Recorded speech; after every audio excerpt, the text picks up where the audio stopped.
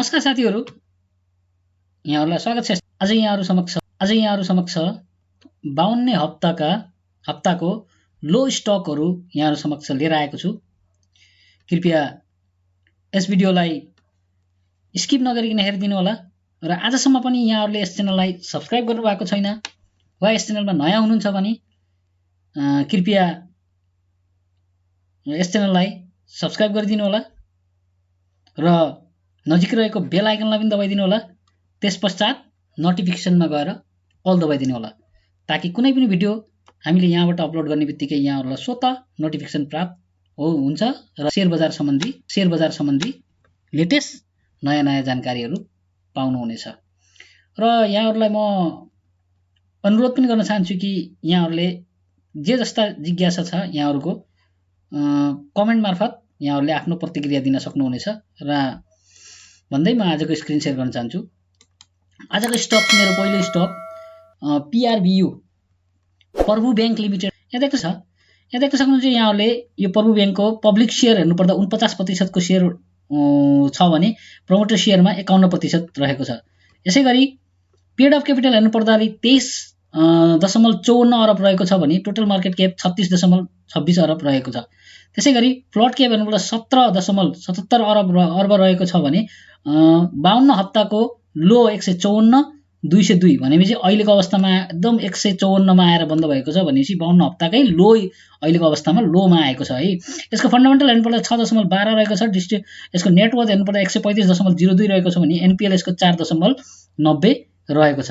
त्यसैगरी P ratio यसको 25.16 रहेको छ भने पीबी रेशियो यसको 1.14 रहेको छ।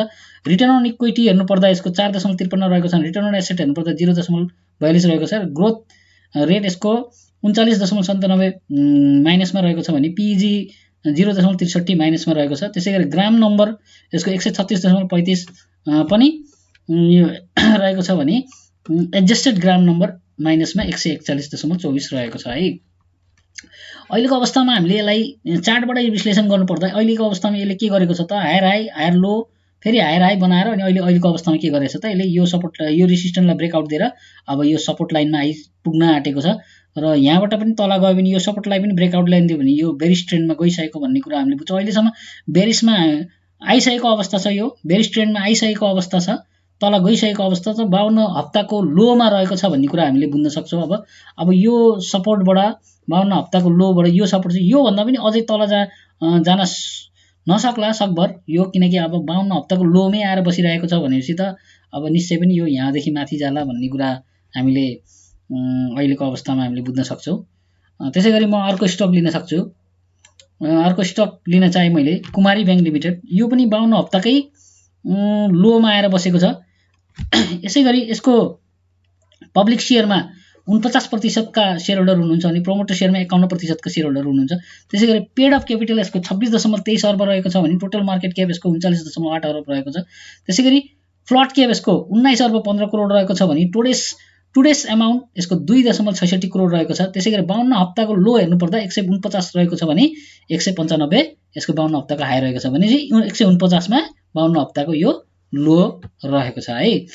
यसैगरी 120 दिनको एभरेज हाम्रो 149.18 रहेको छ भने 180 दिनको एभरेज हेर्नु पर्दा 161.06 रहेको छ। ईपीएस यसको 6.61 रहेको छ। डिस्ट्रिब्युटेड ईपीएस 14.38 रहेको छ भने नेट वर्थ यसको 136.82 रहेको छ भने एनपीएल यसको 4.97 रहेको भनेपछि यसको ईपीएस र यसको ईपीएस घट्नुको मुख्य कारण चाहिँ हामीले के देख्यौ त भनेपछि यसको ईपीएस घट्नुको मुख्य कारण चाहिँ हामीले यसको एनपीएल लाई हामीले देख्न सक्छौँ। एनपीएल बढेको कारणले गर्दाखेरि यसको ईपीएस घटेको हामीले यहाँबाट बुझ्न सक्छौँ। यसैगरी यसलाई चार्टबाट विश्लेषण गर्नुपर्दा यो कुमारी बैंक लिमिटेडलाई अहिलेको अवस्थामा हामीले यसलाई चार्टबाट पनि विश्लेषण गरौँ। यसले पनि हालैको अवस्थामा यसले हायर लो बनाएको थियो तर अहिलेको अवस्थामा आएर के गरेछ त यो पनि 52 हप्ताको लोमा आएर भनौँ न सपोर्ट लाइनमा आएर यसले बन्द दिएको छ भनेपछि अब यहाँबाट लोबाट सकेसम्म तल त नजाला फेरि पनि यो यहाँ लोबाट माथि नै जान्छ भन्ने कुरा हामीले यहाँबाट विश्लेषण गर्न सक्छौँ। यो ढुक्क भएर माथि नै जान्छ, 52 हप्ताको लोमा आइसकेको छ। लो भन्दा पनि अझै तल गयो भने त अब के भनौँ है, फेरि पनि लोमा यो रेसिस्टेन्सलाई चाहिँ नकटाउला भन्ने आश छ है। फेरि पनि 150.18 151 यो चाहिँ अहिलेको अवस्थामा हाम्रो के हो त एन्ट्री पोइन्ट हो भन्ने कुरा हामीले बुझ्छौँ।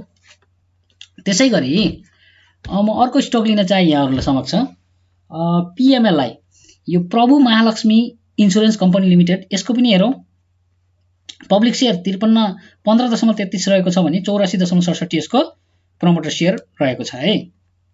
यसको पेड अफ क्यापिटल हेर्नुपर्दा 4.30 रहेको छ भने 4 अर्ब 30 करोड रहेको छ भने टोटल मार्केट क्यापिटलाइजेसन यसको 22 अर्ब 55 अर्ब रहेको छ। फ्लोट क्याप यसको 3.46 अर्ब रहेको छ भने यसको 52 हप्ताको लो हेर्नुपर्दा 525 रहेको छ। अहिलेको अवस्थामा आएर यो 525 मा आएर क्लोजिङ दिएको छ 52 हप्ताकै लोमा। त्यसै गरी यसको 52 हप्ताको लो भयो, यसको हाईमा चाहिँ 623.70 रहेको छ भने 120 दिनको एभरेज हेर्नुपर्दा 137.15 रहेको छ भने 180 दिनको एभरेज हेर्नुपर्दा 91.43 रहेको छ। यसको पनि EPS हेर्नुपर्दा 9.35 रहेको छ। डिस्ट्रिब्युटर नेटवर्थ यसको 118.14 रहेको छ भने यसको P रेशियो 56.15 रहेको छ। PB रेशियो 4.44 रहेको छ। रिटर्न अन इक्विटी 7.91 रहेको छ। रिटर्न अन एसेट यसको 2.90 रहेको छ। त्यसैगरी ग्राम नम्बर यसको 57.65 रहेको छ भने एडजस्टेड ग्राम नम्बर अहिले दिएको छैन।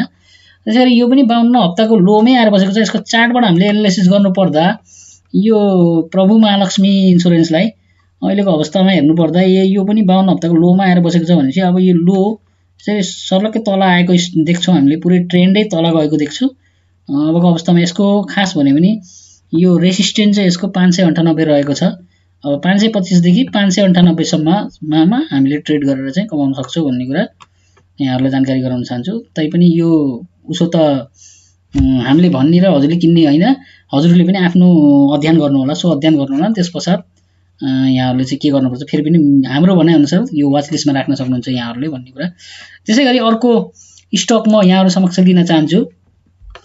अर्को स्टक छ NMB ब्याङ्क। यो NMB ब्याङ्क यो पनि 52 हप्ताकै लोमा आएर बसेको छ। यसको पब्लिक सेयरमा 49% का सेयरहरू हुनुहुन्छ भने प्रमोटर सेयरमा 51% हुनुहुन्छ। पेड अफ क्यापिटल यसको 18.37 अर्ब रहेको छ भने 18 अर्ब 37 करोड रहेको छ भने 35 अर्ब 36 करोड रहेको छ total market cap.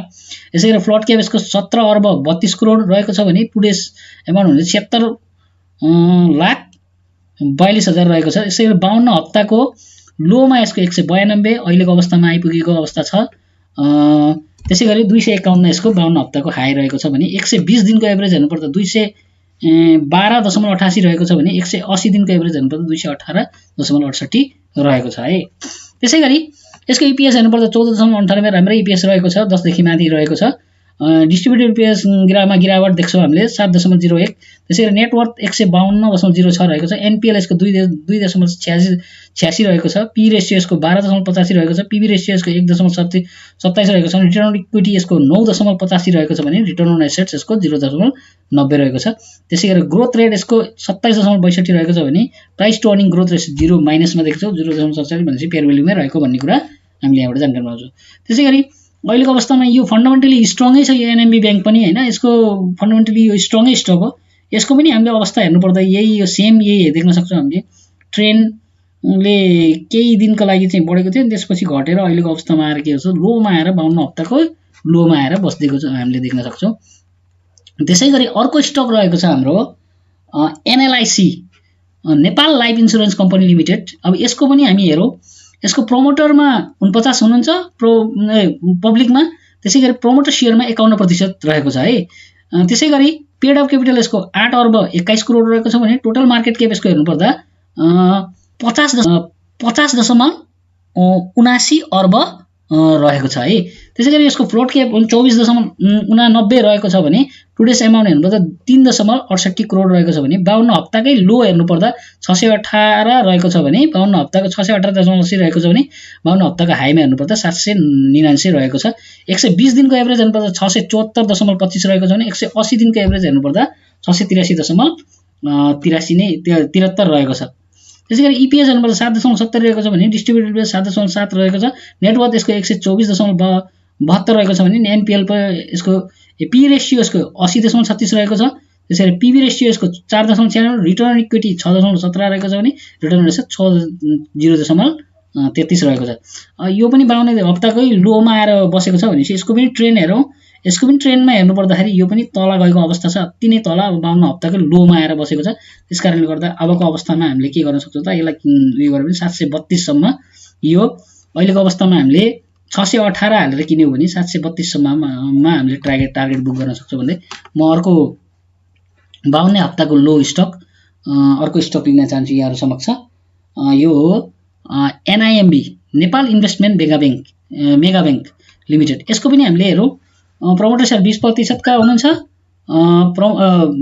Public shares र प्रमोटर शेयरमा 79.45% रहेको छ भने पेड अफ क्यापिटल यसको 34 अर्ब 13 करोड रहेको छ भने टोटल मार्केट क्याप यसको 58 अर्ब 43 करोड रहेको छ भने फ्लोट क्याप यसको 12 अर्ब 01 करोड रहेको छ भने त्यसैगरी टुडेस अमाउन्ट हेर्नुपर्दा 2.08 करोड रहेको छ भने 2 अर्ब। त्यसैगरी 52 हप्ताकै लो हेर्नुपर्दा 171 मै आएर क्लोजिङ दिएको छ 171 रहेको छ 171.20 र 216 यसको 52 हप्ताको लो छ भनेपछि हामीले यसलाई पनि हामीले हेर्नु यसको EPS हेर्नुपर्दा 10.60 रहेको छ। यो पनि राम्रै छ तर यसको NPL पनि बढेको छ। यसको हामीले के देख्न सक्छौँ भने डिस्ट्रिब्युटेड EPS पनि घटेको छ र यो EPS पनि यो थोरै नै भएको छ किनभने यो यसको पनि NPL को प्रब्लम देख्छौँ हामीले। NPL बढी बढेको कारणले गर्दाखेरि पनि अलिकति यसलाई पनि हल्का EPS मा धक्का लागेको जस्तो लाग्छ। तर पनि यो अहिलेको अवस्थामा आएर के गरेछ त 52 हप्ताकै लोमा आएर बसेको छ। यसको सपोर्ट लाइन 170.1 रहेको छ र रेसिस्टेन्स हेर्ने 189 भनेपछि 170 देखि 189 सम्मको लगभग हामीले चाहिँ यहाँसम्मको नाफा गर्न सक्छौँ अहिलेको अवस्थामा हामीले किन्यो भने है। त्यसैगरी NIMB पछि म अर्को हो NICA बैंक है। NICA एसिया बैंक यहाँ देख्न सक्नुहुन्छ NICA एसिया बैंकको यसको पनि पब्लिक शेयर हेर्नुपर्दा 49% को शेयर होल्डर रहेको छ भने प्रोमोटरमा 51% भनेपछि स्टक हुन्। यिनी स्टकमा चाहिँ हामीले अहिलेको अवस्था इन्भेस्ट गर्यो भने हाम्रो राम्रो प्रफिट हामीले बुक गर्न सक्छौँ। त्यसैगरी म NICA को चार्टतिर लाग्न चाहन्छु। बैंकको यसको पनि 52 हप्ताकै लोमै रहेको छ यो बैंक पनि अहिलेको अवस्थामा हेर्नुपर्दा हैन। NICA एसिया बैंक अहिलेको अवस्थामा NICA एसिया बैंकको अवस्था हेर्नुपर्दा यसको ट्रेन्ड हेर्नुपर्दा अहिलेको अवस्थामा अति नै तल गएर बसेको छ। हेर्नु सक्नुहुन्छ यहाँले यो 52 हप्ताकै लगभग लोमा गएर 466 भनेपछि 52 हप्ताकै लगभग लोमा गएर यहाँ सपोर्ट पनि यहाँ छ। यो सपोर्ट लाइन पनि रहेको छ। सपोर्ट लाइन नजिकै भएर बस्देको छ 466 रहेको छ। अब अहिले पनि हामीले यसलाई किनेन भने कहिले किन्ने त भनेपछि यस्तो ब्लू चिप्स कम्पनी यति तलाएर बस्देको छ भनेपछि हामीले चाहिँ अहिलेको अवस्थामा अब विचार गरेर आफ्नो सो अध्ययन गरेर यसलाई बाइ गर्यो भने राम्रो आम्दानी गर्न सक्छौँ। त्यसैगरी म अर्को स्टक लिन चाहे NBL कम्पनी कस्तो रहेको छ। यो कम्पनी कस्तो रहेको छ त हेरौँ। यसलाई पनि हामी एनालिसिस गरौँ। NBL को हेर्नुपर्दा यो पब्लिक शेयरमा यसको 49% को शेयर होल्डरहरू हुनुहुन्छ भने प्रोमोटर शेयरमा यसको 51% शेयर होल्डर हुनुहुन्छ। त्यसैगरी पेड अफ क्यापिटल हेर्नुपर्दा 14.69 अर्ब रहेको छ भने टोटल मार्केट क्याप यसको 33 अर्ब 94 करोड रहेको छ। फ्लोट क्याप यसको 16 अर्ब 63 करोड रहेको छ भने अहिलेको 52 हप्ताकै हाई लो हेर्नुपर्दा 231 यसको 52 हप्ताको लो रहेको छ। अहिले आएर क्लोजिङ दिएको छ जसले यसको फन्डामेन्टल हेर्नुपर्दा 8.03 रहेको छ भने डिस्ट्रिब्युटेड EPS यसको माइनसमा देख्छौँ 7.75। नेटवर्थ 252.54 रहेको छ भने NPL यसको 4.50 रहेको छ भने P रेशियो 28.77 रहेको छ। यसको PB रेशियो हेर्नुपर्दा 0.91 रहेको छ। रिटर्न अन इक्विटी हेर्नुपर्दा 3.18, रिटर्न अन एसेट 0.38 रहेको छ। अहिलेको अवस्थामा हामीले हेर्नुपर्दा यो ट्रेन्डै देख्न सक्नुहुन्छ सिधै डाइरेक्ट डाउनवर्ड गएको छ यो पनि ट्रेन्ड अहिलेको अवस्थामा। यसलाई पनि हामीले आफ्नो वाच लिस्टमा राख्न सक्छौँ। त्यसैगरी 52 हप्ताकै लो स्टक मध्येमा अर्को स्टक छ NABIL नबिल बैंक। यो पनि 52 हप्ताकै लोमा आएर बस्देको छ। हेर्नु यो पनि एउटा one of the blue chips company. It's a blue chips company. If you buy definitely we can earn lots of things here in this bank because this bank is a blue chip company and ICICI and this bank यो दुईटा blue chips कम्पनीहरु मध्येमा गनिने bank हुन् र यिनीहरुमा हामीले चाहिँ अहिलेको अवस्थामा हामीले हेर्यौ भने निश्चय पनि अलि राम्रै आम्दानी हुन्छ किन ट्रेन्ड देख्न सक्नुहुन्छ त पुरै तल गइसकेको अवस्था छ। यसको पनि 52 हप्ताकै लोमा आएको छ। 27 अर्ब यसको पेड अफ क्यापिटल रहेको छ भने टोटल मार्केट क्याप 130.04 रहेको छ। यसको EPS हेर्नुपर्दा 23.74 रहेको छ र यसको नेटवर्थ हेर्नुपर्दा 204.44 रहेको छ र यसको ट्रेन्डै हेर्नुपर्दाखेरि पनि यो 52 हप्तामा लगभग अहिलेको अवस्थामा लोमा आइसकेको अवस्था देख्छौँ हामीले। त्यसैगरी म अर्को स्टक अन्तिम स्टक टप 10 मध्ये MBL Machhapuchchhre bank limited, MBL लाई पनि हेरौँ। यो माछापुच्छ्रे बैंक लिमिटेड यसको पनि हेरौँ हामी अहिलेको अवस्था। यसको पब्लिक शेयरमा हामीले हेर्नुपर्दा 49% को शेयर होल्डर, प्रमोटर शेयरमा हामीले 51% को शेयर होल्डर देख्न सक्छौँ। त्यसैगरी यसको पेड अफ क्यापिटल हेर्नु 11.62 अर्ब रहेको छ भने टोटल मार्केट क्याप यसको 21.27 अर्ब रहेको छ। यसको फ्लोट क्याप 10.42 अर्ब। अहिलेको 52 हप्ताको हाई लो हेर्नुपर्दा 183, यसको 52 हप्ताको लो रहेको छ जुन चाहिँ अहिले अवस्थामा आएर बन्द दिएको छ। त्यसैगरी EPS हेर्नुपर्दा 13.86, डिस्ट्रिब्युटेड EPS माइनसमा रहेको छ, -4.25 रहेको छ। नेटवर्थ यसको 145 रहेको छ। त्यसैगरी NPL यसको 2.62 रहेको छ भने P रेशियो यसको 13.20, PB रेशियो 126 रहेको छ। त्यसैगरी PEG रेशियो माइनसमा रहेको छ भने यो पनि फेयर भ्यालु स्टक अहिलेको अवस्थामा फेयर भ्यालुमा आएको छ। यो स्टक पनि हामीले यो MBL लाई पनि आफ्नो वाच लिस्टमा राख्न सक्छौँ भन्दै म आजको यस स्टक एनालिसिसलाई यही समाप्त गर्न चाहन्छु। हस्त, धन्यवाद, शुभ लाभ।